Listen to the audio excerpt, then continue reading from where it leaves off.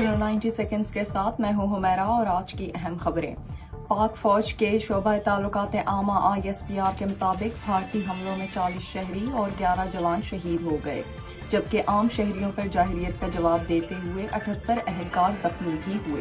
مادر وطن پر قربان ہونے والوں میں آرمی کے 6 اور فضائیہ کے 5 اہلکار شامل ہیں۔ صدر مملکت کے آئین کے آرٹیکل 89 کی شق 1 کے تحت خاص اختیارات کو استعمال کرتے ہوئے ٹیکس قوانین ترمیمی آرڈیننس 2025 جاری کر دیا، جس کے بعد FPR کے اختیارات میں بے تحاشا اضافہ ہو گیا ہے۔ ضلع مالاکنڈ میں بھارت کے ناپاک جنگی عزائم کے خلاف پاک فوج کی بھرپور جوابی کارروائی پر افغان مہاجرین کا جشن، شرکاء نے بڑی تعداد میں شرکت کی۔ بھارت کو منہ توڑ جواب دینے کے لیے شروع گئے معرکہ مرصوص کے حوالے سے خیبر پختونخوا کی عوام نے اپنے جذبات کا اظہار کرتے ہوئے کہا کہ پاک فوج جیسی فوج پوری دنیا میں نہیں ہے، ہمارا ایک فوجی ہندوستان کے 10 فوجیوں پر بھاری ہے۔ وزیر دفاع خواجہ آصف نے کہا ہے کہ بھارتی وزیر اعظم مودی کے خلاف پارلیمنٹ کے اندر اور باہر تنقید کا سیلاب آیا ہوا ہے۔ مودی کے دن گنے جا چکے ہیں، فیصلہ بھارتی عوام کریں گی۔ خیبر پختونخوا میں مالی بدعنوانی کا ایک اور اسکینڈل سامنے آ گیا۔ مردان میں مساجد کی